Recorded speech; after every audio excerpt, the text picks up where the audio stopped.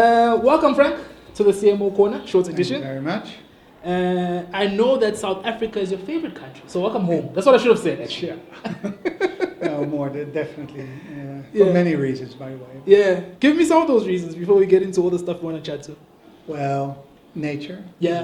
I think the number one. Yeah. Variety. Yeah. Cape Town, the people. Yes. There's the food. Yeah. Yeah. Lovely. So welcome. I know you come all the way from Holland. Yeah, correct. Wow, man. Thank you for joining us.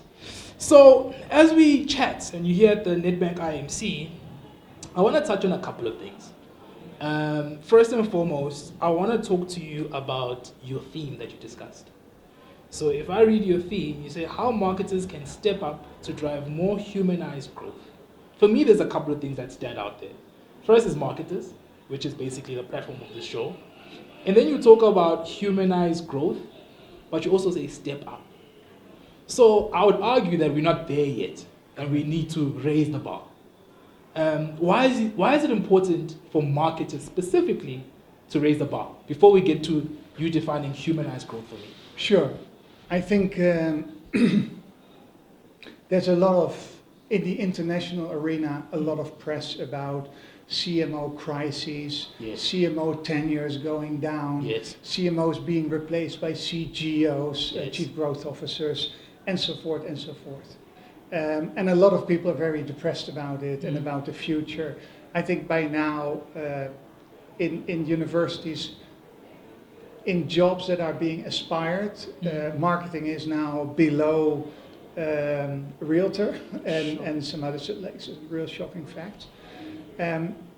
And I think we really need to reframe and address the opportunity that I'm not only convinced, I also have the data to show that's really there for marketers to step up.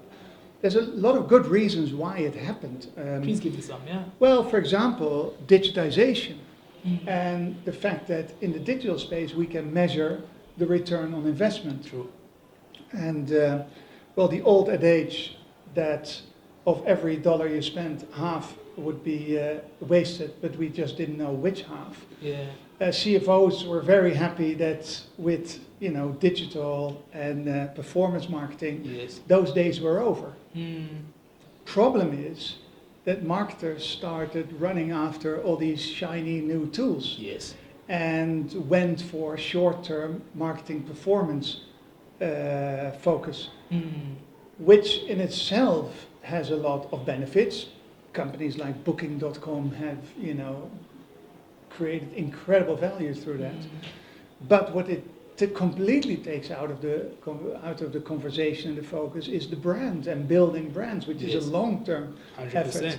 And I think so by being pushed in a corner that is about short-term marketing performance management, that's not strategic. That's not about deciding where are we going to grow. Yes.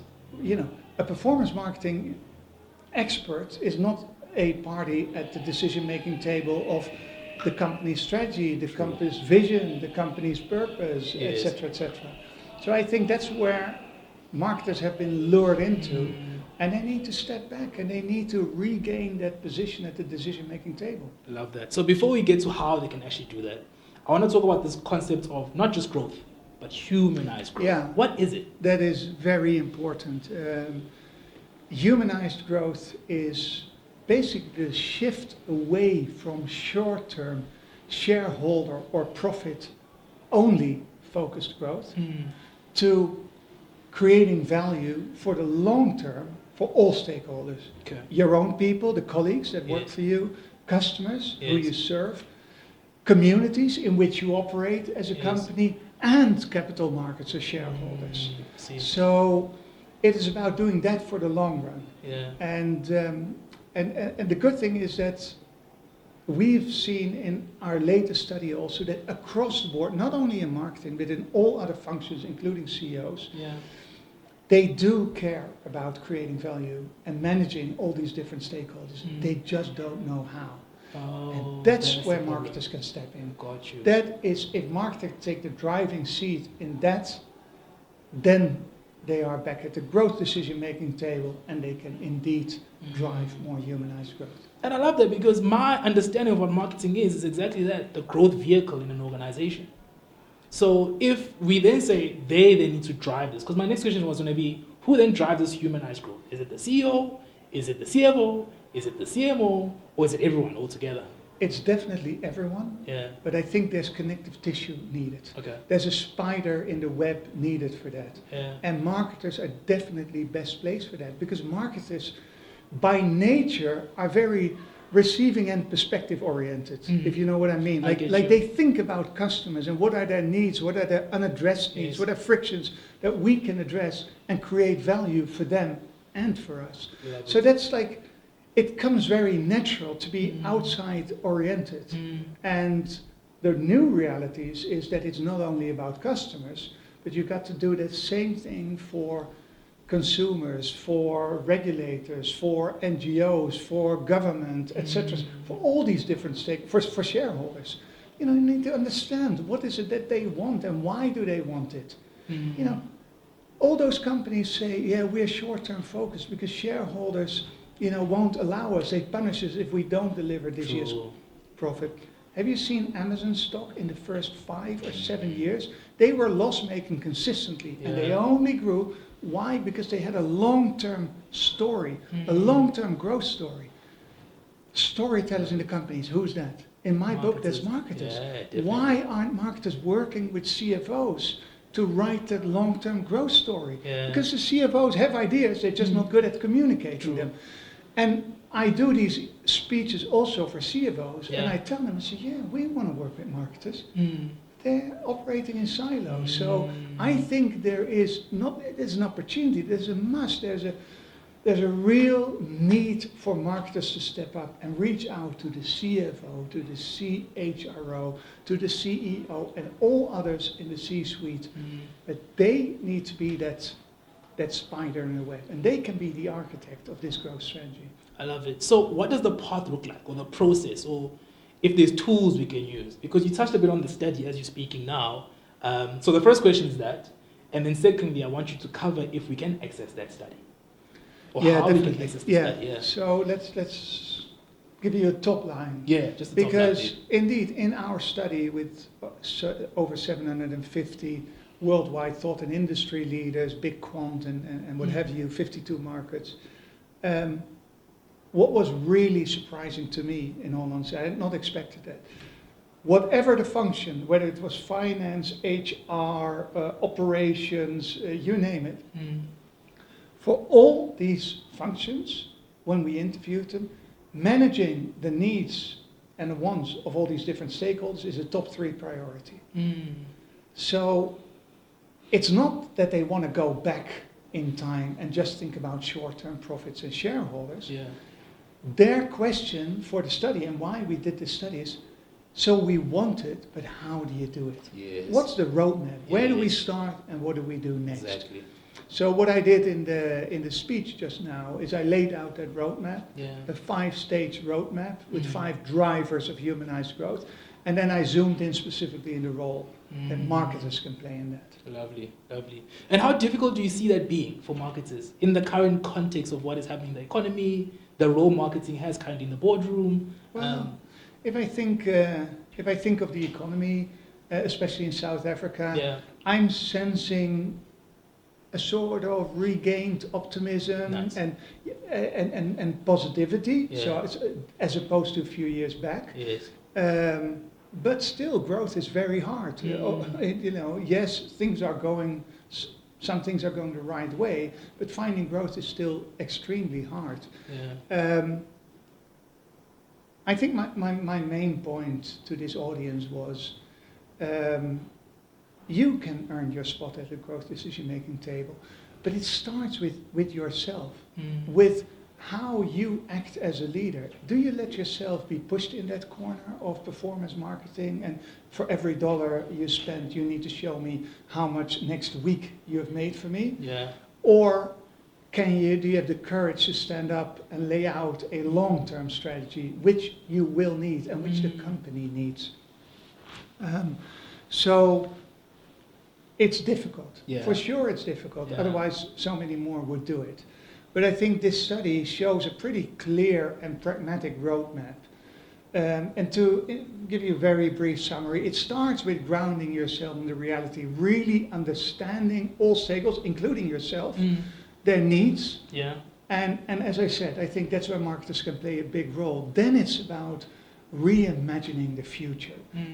Future backward, if you will. Yeah. If a lot of people think about the future, what they do, they extrapolate trend lines from the past. They say, 10 years ago we're here, 5 years here, now we're here, so in 5 years we'll be there. Yeah. That's not the world we live in. AI is hitting us like nothing else before. So what you need to do is really take a step, a huge jump forward and look back. Yeah. And create a vision, a future backward vision. Yeah. Once you have that, it's about defining what role you play in that vision as a company. What's your purpose? After that comes focusing on those areas that actually do drive transformative change, including stopping things, because focusing is also about not doing things. Yeah. And then it's about organizing for systemic change, in which interdependence and breaking down of silos, both internally and externally, is absolutely critical. Brilliant. These are all things that come pretty natural to marketers. Yeah. If they dare to stand up, if they have the vision, if they, get that place and that help articulating that purpose, for example. So I think there's a lot of skills there that are needed for the leadership team as a whole that marketing is very fit for. Nah, brilliant. And do you have examples, whether it's organizations, I know you've mentioned Amazon quite a bit, or individuals in terms of marketers that have actually driven this and you've seen it come to life, whether from an assistance that the Institute of Real Growth has done? There's tons of it. If I think of some of the people that also contribute in our program, I mentioned General Motors, Norman de Graaf. He used to be the CMO of CVS, which is one of the largest drugstore chains in the US. So it was really on him that he went to the CFO and to the CEO and said, hey, listen, I want to go, I see a much bigger future for CVS, not as a drugstore company, but as a health company. And there's real growth in shifting towards health. He made the case for this. He really had his ground in the business. And then convinced them, say, if we go for that positioning, that purpose of making people life healthier, we just really need to stop selling cigarettes because that is counter to it. And I told you, focusing is also about stopping. However, that was a $3 billion business, highly profitable for CVS. But he convinced them. He convinced that in the long run, it would be much more. There would be much more potential in becoming a health company. He helped the CFO, with the narrative to the financial markets. When they announced they would stop overnight selling $3 billion of cigarettes, you know what happened with the stock price? It went down. It went up. Love it. It went up. And that is a marketer that has a vision, that has the skills to collaborate and speak in the language, not the marketing lingo that nobody else understands, but speaks the language of his CFO, of his CEO, and really, be the co-architect of a humanized growth strategy. And there's many examples like that. No, that's brilliant. And I think your insights have almost shaped what the expectation for marketers is right now. In step changing their role in the organization and their contribution to the organization. So thank you very much. I want to part by you just emphasizing maybe in a nutshell what the Institute has to offer. The Institute for Real Growth, which you're the founder of.